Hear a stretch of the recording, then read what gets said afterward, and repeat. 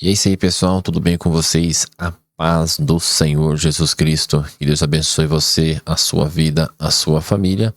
E nesse quadro Curiosidades que você não sabia, eu vou trazer, e sempre vou tentar trazer da forma mais clara possível assuntos, que são curiosidades e de uma forma mais breve e sucinta vão trazer um conhecimento, tirando as suas dúvidas, Então a gente tem muitos assuntos, temas até de debates, e a gente pode trazer de uma forma sucinta, objetiva e resumida, para que no seu dia a dia facilite para você, meu irmão, minha irmã, em Cristo Jesus, que tem algum cargo na igreja, coopera como um cooperador, como diácono, como obreiro, enfim, todos nós, até mesmo aqueles que não têm algum cargo na igreja, mas só o fato de você estar na eclésia, você já foi designado para a seara, para primeiramente se descobrir, conhecer a Cristo, conhecer a Deus e ser trabalhado ali como ferramenta para que você possa fazer a diferença neste mundo. Então não se importe simplesmente por você não ter um cargo específico na igreja. Todos nós temos o nosso cargo principal, que é levar a palavra de Deus, cumprindo o ide e pregai o evangelho a toda criatura. Então esse já é um cargo nato. Você conheceu Cristo, conheceu a Deus, reconheceu Jesus Cristo como o único e suficiente Salvador, que o Deus nosso Pai Todo-Poderoso enviou, o Espírito Santo. Você já principalmente, você nativo, já vem com você esta obrigação, este legado de levar a palavra do Senhor Jesus Cristo, certo? O assunto desse curiosidades que você não sabia é a respeito da alma.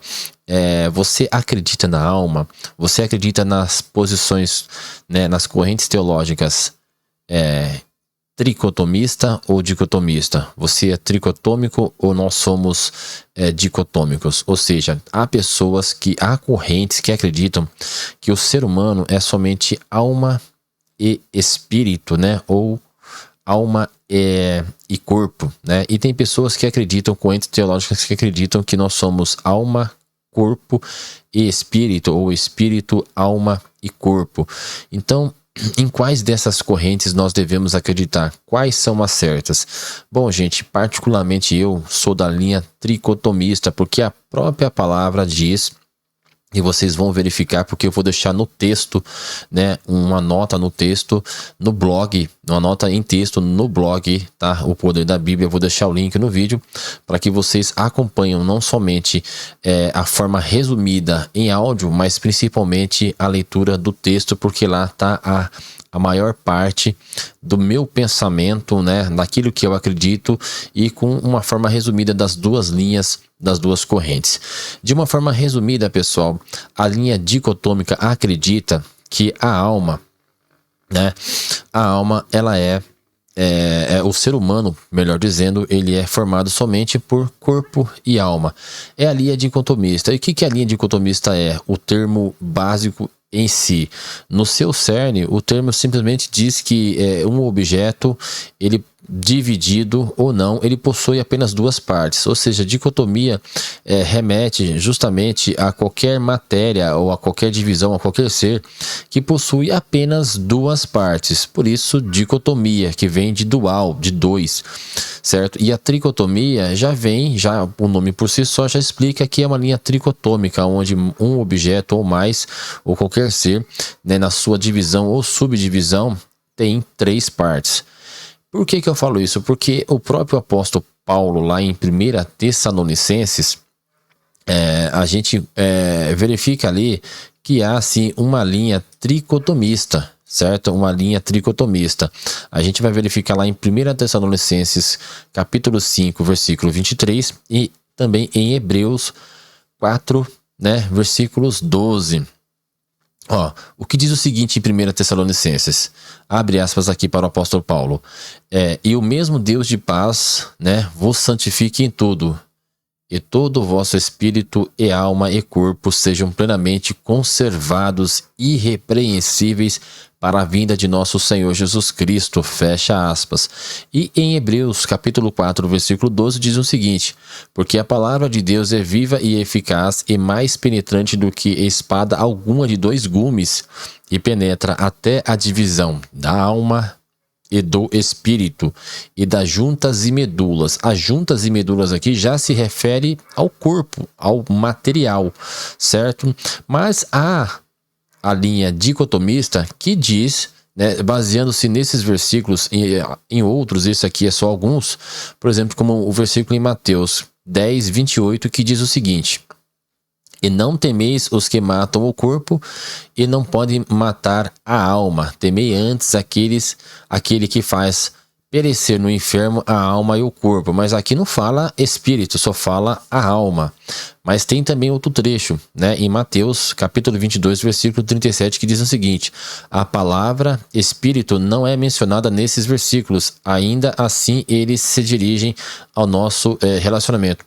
Aqui tem uma outra linha, né, aqui foi uma pequena observação que eu fiz, mas tem também aqui no versículo em Mateus 22, 37, certo? Então tem pessoas que só que nesses versículos, só porque foi omitido a palavra espírito, não quer dizer que ele não exista, porque Paulo mesmo disse isso nos versículos em Tessalonicenses, né, 1 Tessalonicenses e em Hebreus.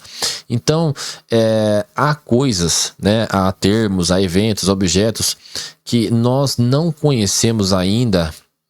É por isso que Paulo fala que nós conhecemos em parte, mas depois nós conheceremos face a face. Então tem muitas coisas ainda que nós não conhecemos porque a Bíblia não revelou. Mas neste caso, né, Paulo fala. Então aqui Paulo ele foi mais específico. Por isso, né, ele disse que o corpo, a alma e o espírito, ele faz referência a isso, e é por isso que eu sou da linha tricotomista e eu acredito, tá? E de uma forma resumida, lá no texto, né, no final na parte da conclusão do texto, né, naquilo que eu acredito e comprovado, né, usando esses versículos que Paulo fala, fica bem claro de que realmente existe a tricotomia, né? O homem ele é composto pela alma, pelo corpo e pelo espírito. Nós vivemos em 2 planos, digamos assim. Nós temos o plano espiritual e o material. Quando Deus fala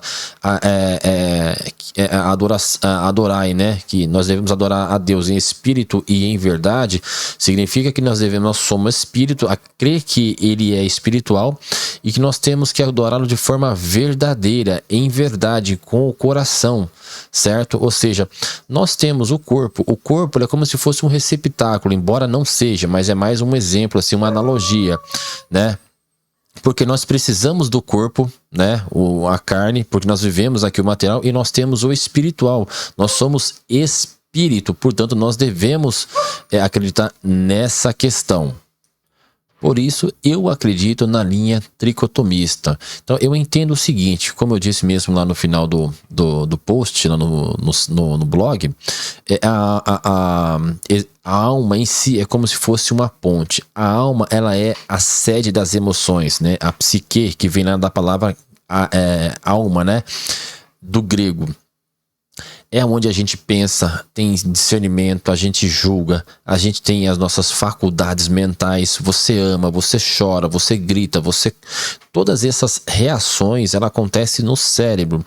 E o nosso corpo, ele traz esses resultados através, né, exprime esses resultados através de reações químicas. Então, quando a pessoa ela está com as doenças do século hoje em dia, que são doenças, por exemplo, como a pessoa tem ansiedade ou a pessoa tem depressão, como é que a gente identifica, né? Quais são as características de uma pessoa assim? A pessoa fica reclusa, a pessoa come porque desconta muito na ansiedade, essas coisas.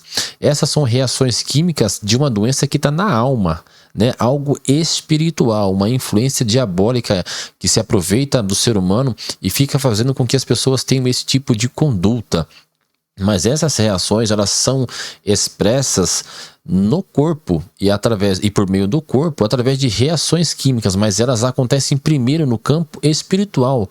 No campo o quê? No campo da alma. Então, a alma é como se fosse uma ponte, é da forma que eu vejo, de uma forma ilustrada, onde ela liga tanto o espírito quanto o corpo, né? Ou seja, nós somos um ser espiritual, né, que vivemos também no campo espiritual, e liga a alma liga este espírito, né, ao corpo físico, porque também estamos no corpo físico.